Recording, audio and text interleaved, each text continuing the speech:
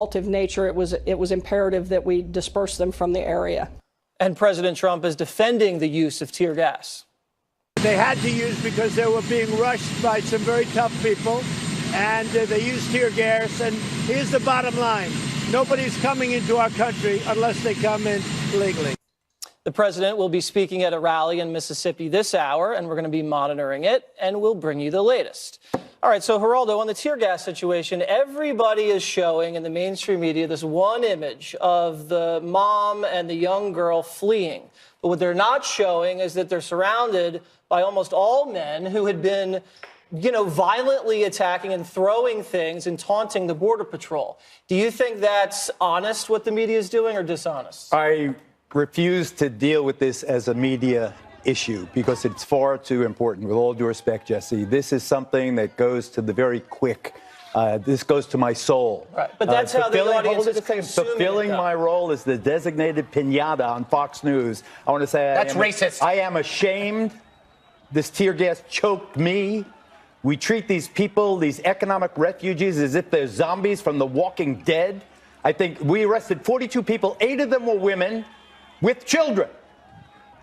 We have to deal with this problem humanely and with compassion. These are not invaders. Stop using these military analogies. This is absolutely painful to watch. We are a nation of immigrants. These are desperate people. They walk 2,000 miles. Why? Because they want to rape your daughter or steal your lunch? No, because they want a job. Well, they want to fill the millions of unfilled jobs we have in the agricultural sector. They want to wash dishes in the restaurants. They want to deliver the pizzas. For goodness sake, I can't. We suspend our humanity when it comes to this issue, and I fear that it is because they look different than the man. Geraldo, can I respond? Because I understand what Geraldo is saying, but you cannot demean people for looking at this and seeing this as a violation of a process. I look at this and I see a bunch of good people being manipulated by a political group, an activist group. Now, imagine if a group of activists hypnotized a bunch of people to rob a bank, to go in and rush the bank. It's not the security guard's fault that he has to protect the bank. And that's what they tried to do. The activists tried to create this conflict as a way to inflame society. This is what they're doing. I want to read this. This is the lead from the San Diego Union Tribune. A group of around 100 people trying to illegally cross the border Sunday near the San Ysidro port of entry threw rocks and bottles at the U.S. Border Patrol agents who then used pepper spray. This was November 25th, 2013. Right? 2013, 5 years ago, when President Obama was in power, nobody seemed to care. Where is Obama and Biden and Clinton holding now? They approved of this. Here's the problem with this. They are playing upon the emotions of people. These may be good people, I agree, but they're being used. They are being used. And the only way a president can respond, Geraldo, is with law, or else you encourage more of this. You have the poorest people in the hemisphere living next door to the richest nation on earth. There has to be a process. Their children are hungry. There has to be a process. Of course there has to be a process, but we need a process that recognizes that they are part of our continent. We can pay attention to our neighbors, for goodness sake. How have we destabilized these governments over the decades? Look at the group. But Geraldo, you're going to bigger issues when we're just trying to talk about, a border. This isn't a media story. Geraldo, with all due respect, if you're going to be a good neighbor on one side of the border, you have to be a good neighbor on the other side of the border. And if you have people throwing rocks at our Border Patrol agents, hitting them, and there's about 100 of them kind of climbing the wall, taunting, trying to breach, and you only have 3 or 4 Border Patrol agents on the other side, de-escalation tactics call for you to disperse a little tear gas in order to de-escalate the situation. What they were doing was law enforcement 101. They're just trying to protect the integrity of the border. They're not doing anything illegal, Kennedy. No, I agree with you in that the vast majority of these people want to come here to work. They want a better life for their family, and we have to have empathy for that because we are an empathetic country, and we're very fortunate that we are party to the forces of the free market. And that's why our economy has proliferated, and they want to engage in that. Having said that, the people who are throwing rocks and bottles and putting children's lives at risk, as individuals, they should be ashamed of themselves. Because what's going to happen, it's going to justify the hardline immigration tactics that their members of this administration would like to impose. And that is a very unfortunate, unintended consequence of that behavior. Having said that, we have to look at this and say, why are there bigger caravans? Why are there more people? Is it just because we have more work and we're in an economic boom right now? Or is there something else? And are these people being played as puppets by groups? Because I didn't think the immigration debate could get any more emotional or any less rational. And then, you know, these things happen, and it seems impossible to come to a logical compromise. Yeah, no one wants to see these images of people being tear gassed. It's not a happy sight to see. And I think everybody wants it to be solved humanely and compassionately. It's interesting what you found from the Union Tribune in 2013, because I don't think we didn't cover it, right? Yeah. So that is interesting. I covered it. I called Obama the deporter in chief. Well, we did call him that. I'm just saying I don't remember that incident specifically on Thanksgiving time, 5 years ago. Pepper spray is used to prevent other stronger things from having to be used for crowd control. I don't think any of our Border Patrol agents want to use pepper spray on children. Like, that's not why they are there. I also agree with the need to try to solve the problem at its source, because if you're being a good neighbor, and Geraldo, I know, like, to your point on the bigger issue of what's happened in the past several decades in these countries, does America have a responsibility to try to help with law and order and economic development? I would say yes. But then we get criticized for doing that, correct? But there is a circular problem there. The problem also is economic. This is the busiest land crossing in the world. Billions of dollars at stake. The mayor of Tijuana is basically saying, like, I can't handle all of this. And he's basically trying to hold them off. Like, it's bad for everybody that's involved. And the Democrats seem to be unwilling to talk about the border security issue because they want to talk about the other issue. But clearly, both of these things have to be talked about at the same time. Another thing just to keep in mind, this Saturday is the inauguration of the new president of Mexico. Mm-hmm. And there's going to be a lot of attention. There's a lot of media focus. And there are elements within the caravan that are pushing for more media attention and stronger issues. And so I hope we're not back here next Monday talking about this, but we could be. But can I ask Geraldo, you know, we all know immigrants who waited in line and did the right thing. My wife is one of them. Really? Yes. I had no idea. Yeah. It took her a couple of years to become a citizen, and she took the test, and your husband as well. Mm-hmm. It must be infuriating to see people cut in line. And they're able-bodied men and out there that could actually go through a process, but instead they're doing this. I would assume that most immigrants, most of them must be like, screw that, I waited in line. You know, the problem with that systemic approach, and I sympathize with people who are impatient because they have been following the process. Latin America has been absolutely screwed when it comes to immigration. There was the quotas, there was the racism that marked it for generations. They were excluded. There was no Ellis Island for Mexico or Central America. And remember, the huge chunks of our Southwest used to belong to Mexico, so they didn't cross over the border. Some of them, the border crossed over them. Can we give California back? Not a bad idea. But my point is that these are the forgotten people. These are the people that before 9/11, that border was so open. I went to the University of Arizona, 60 miles from Nogales, Mexico. They came for the harvest, they went home. They came for the planting, they went home. They came for this job, they went home. There was a ebb and flow, a natural ebb and flow. Our GIs went to war, they came and filled the role of our GIs in the plants and so forth. There has to be a hemispheric or regional parlay where the president, and just one other thing I would say, and you know, I love the president, but George W. Bush had the tone that this Republican president could and should have on this issue. It is the feeling of compassion. It is okay, let's work this out. That these people aren't murderers, they're hardened criminals, 500 of them are, where do we get these facts from? I'll tell you, but okay. What you're saying, I agree with. I think this is a culture that assimilates. When they come to America, they are conservative, they are hard workers, they are like 1950s Americans. They want to have families, they want to have jobs. By manipulating it in this fashion, it hurts them because it makes these immigrants seem like they are assaulting our border. I agree. You know? Well, I mean, and the people in the front of the caravan that did the assault, they give everybody in the back half a bad name. But Geraldo, before we go, you talk a lot about the compassion for people, the forgotten men and women south of the border. This president ran on representing the forgotten men and women inside of the border, the U.S. citizens that feel like they've gotten, the short end of the stick from these open border policies we've had for decades. So those are the people he's representing, not the people from the South. I have no beef with that. I just want people to know that every survey indicates that these people commit fewer crimes. Calling and the division in our country and the partisanship, but I also worry about the policies. I will have to make a decision, but let's be clear. I'm not being coy. I'm not trying to do this for some kind of a game. This is really, really serious to me.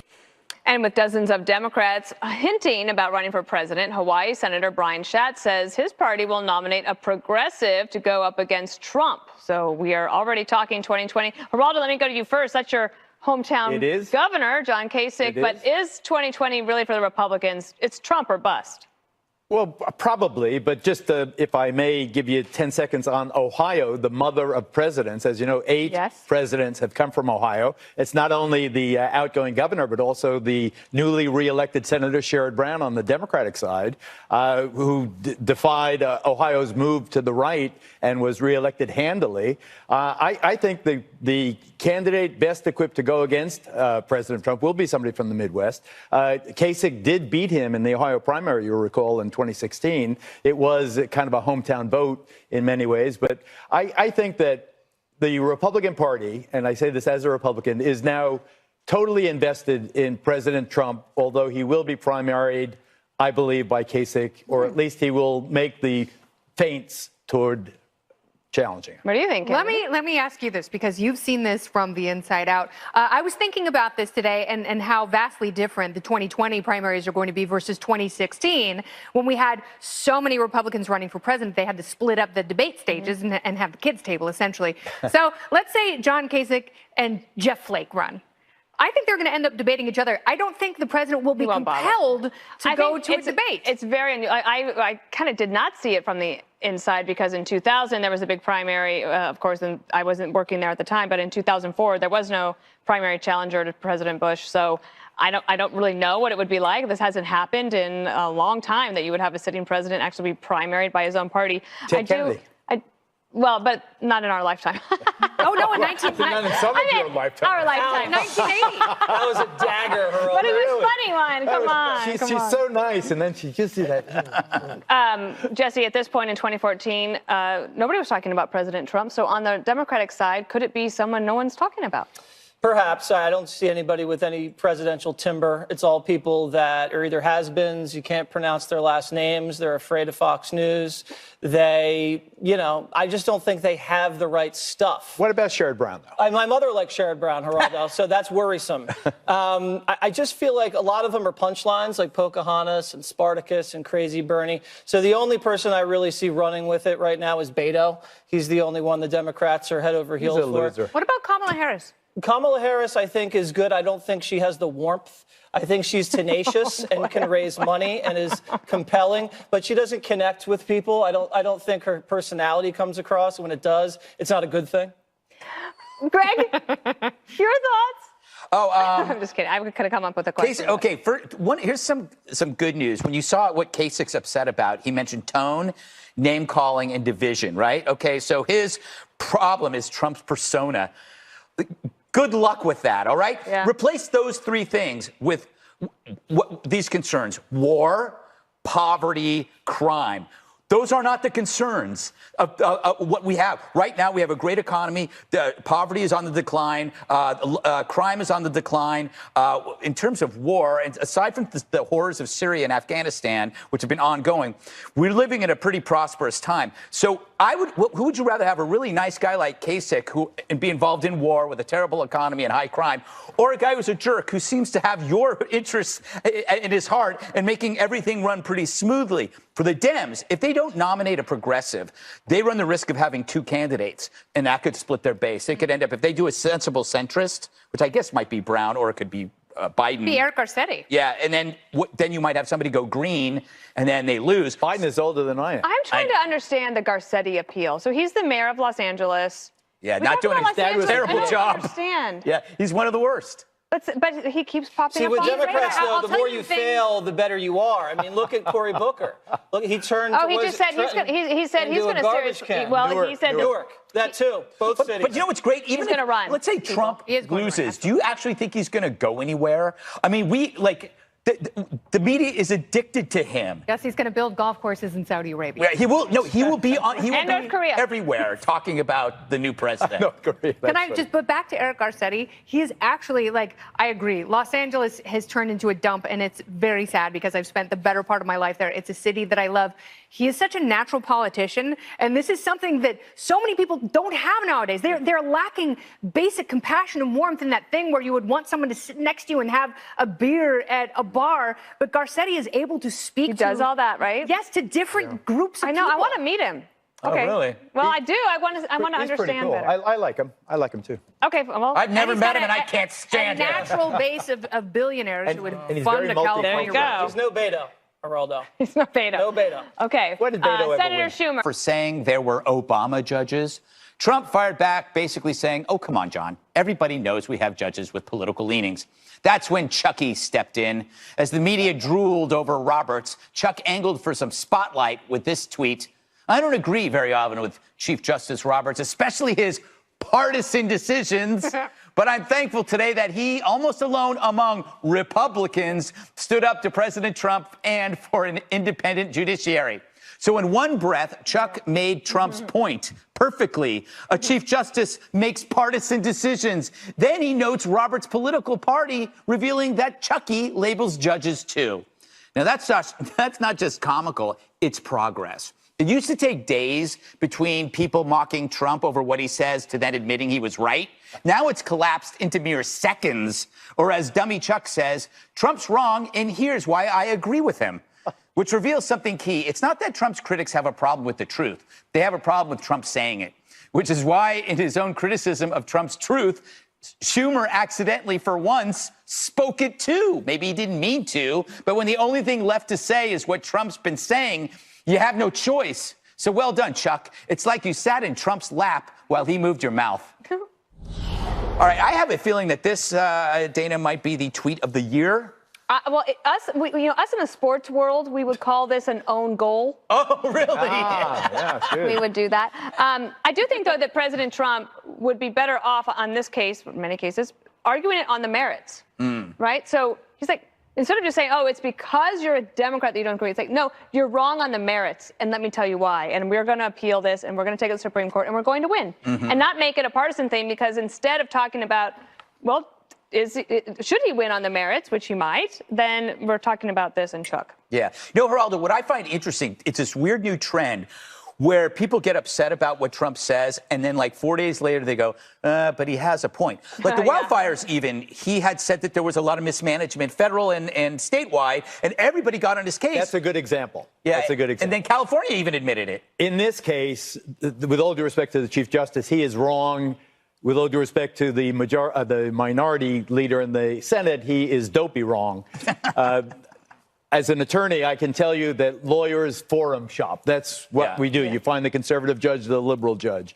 Issues like Obamacare, gay marriage, transgender rights, migrant ban. These are all that they mentioned abortion. I mean, these are fraught political issues, and that's why the president put such stock in selecting judges because he knows that they will affect the political destiny of the nation. So to pretend that the judiciary is apolitical is sophomoric and naive and intentionally wrong. It's like Schumer forgot all about Obama stacking the court. But that's what every president does. The problem is the executive and legislative branches using the judiciary to get their work done. It's incredibly lazy. And that's why I've had an issue with President Trump doing this, launching executive orders on immigration the same way I had an issue with President Obama, because they get undone by the courts and then they slowly have to work their way through the system instead of crafting them the way they should. I also have an issue with some of the things that Democrats have said about the president in regards to this partisan infighting in terms of immigration, but we're going to get to that in a little while. Of course, there are different ways of interpreting the Constitution, and it's not necessarily liberal and it's not necessarily conservative, but there is a difference. And an objective, originalist interpretation of the Constitution tends to align more with Republicans. And, you know, those are justices like Antonin Scalia. And then there are people who see the Constitution as a living document that can be changed at any time. Elena Kagan, yes. I just want to address my mother. She said I used a racial slur in the last segment because I couldn't pronounce the names of some Democratic presidential candidates. Mom, I was talking about Swalwell and Hickenlooper. All right? Swalwell and Hickenlooper. That was good that you corrected that. That was good that you corrected that. Okay, I just want to correct the record. That's why we were dying over here. Oh my God, here it goes. Is that why you guys rolled your eyes? I can never tell. I love your mother. I would love to hear your mother speaking to you. Yeah, she just wrote you a heart emoji, Geraldo. No, but it's like, I knew you were talking about Swalwell. I knew that's who you were talking about. You know. You don't assume I'm racist like my mom. No, and on the Schumer thing, I just want to say we're starting with the assumption that politicians are smart. Politicians aren't smart. These are not smart people. These are not special people. Schumer, people kiss his butt because he's powerful and he could make their lives miserable if they cross him. 30-year-olds do all their work for them. They take vacations half the time. They read off notes. They can't memorize anything. They don't even know what's in the bills that they pass. You have to read it to find out what's in it. And most of these people are failed lawyers that couldn't hack it in the real world. They're robots. They're totally corny and narcissistic. Think about how lazy and unintellectual they are. Everything goes wrong in this country. The borders are open. We have trillions in debt. And then all of a sudden people get mad at the politicians. And then they go, no, it was you. It was you. And then they run for re-election. The only thing they're good at is raising other people's money and then spending other people's money. It's amazing Chuck Schumer still has this job. You've just made a very libertarian argument. Thank you for that. The failures of government. That's why Alexandria Ocasio-Cortez is going to take over the House. AOC. AOC. My favorite Congresswoman-elect. She comes from a district, East Bronx, I know well. She's so smart. She's so motivated. She takes all of the criticism you direct at her. All right, that's the House. On the Senate side, fellow Democrat Amy Klobuchar is also slamming the president, claiming he is the biggest obstacle, to Congress passing a sweeping border security bill. My mom taught second grade until she was 70 years old, and she always told me, if you do something wrong, you don't tell the truth, you take responsibility for it. You don't blame it on the other kid. That's exactly what he's doing here. He has gut-punched us on that a number of times. We have the will to put the money at the border for better security. He has chosen instead to weaponize this.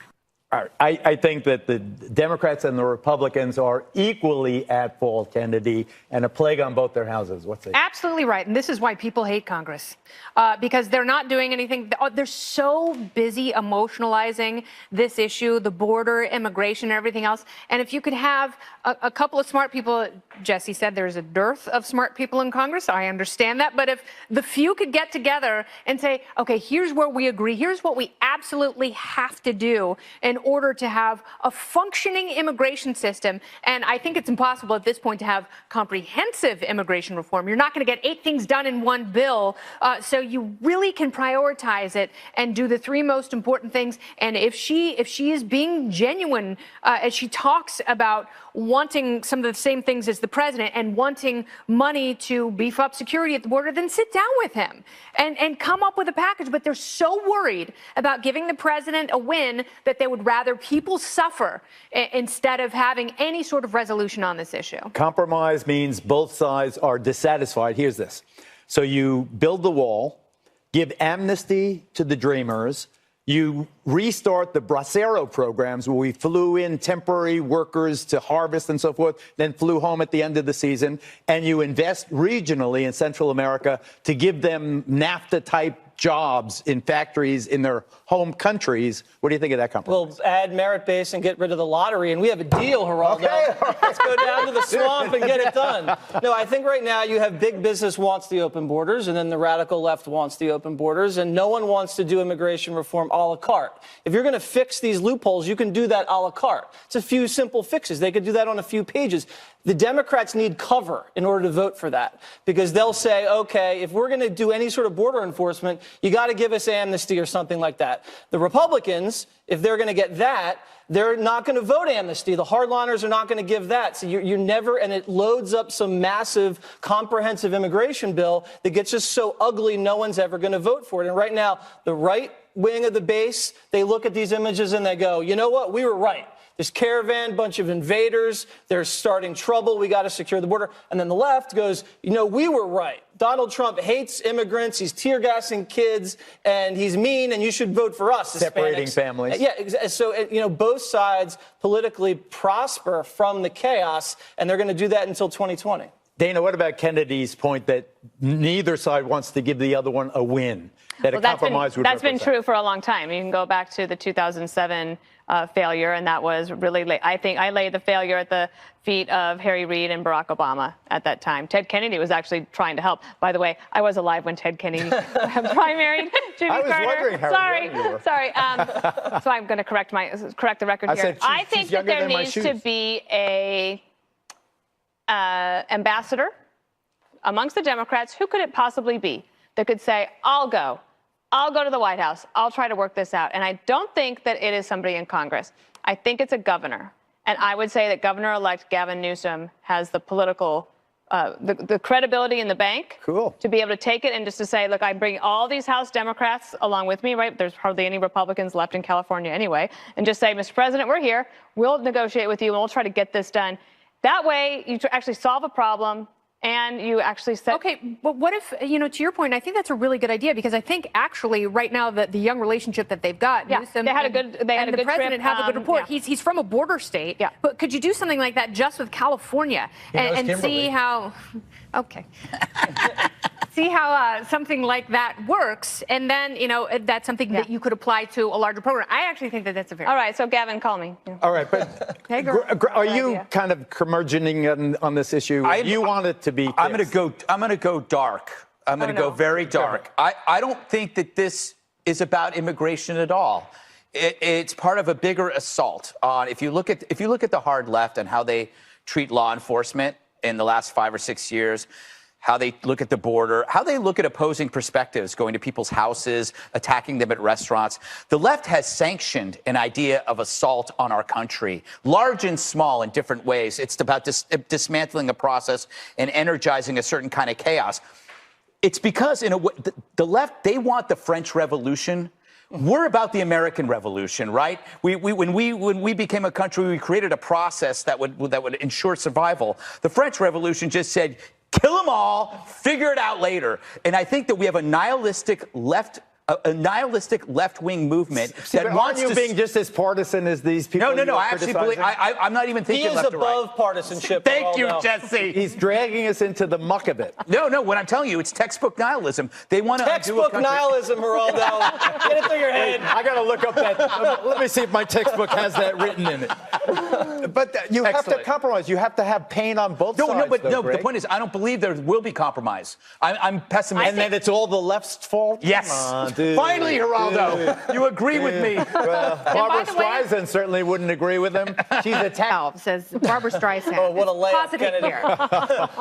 You know, half the husbands I know, they're so whipped, their wives tell them who to vote for. I mean, I know husbands that stay at home. I know husbands that their wives make more than they do. I mean, I know so many husbands that do whatever their wives want. I think she's got it totally wrong. She's stuck in a time warp. What this is all about is that but Democrats still can't wrap their head around the fact that women didn't vote for Hillary because they didn't like Hillary. Yes. Maybe they didn't love Trump, but they really just didn't like Hillary.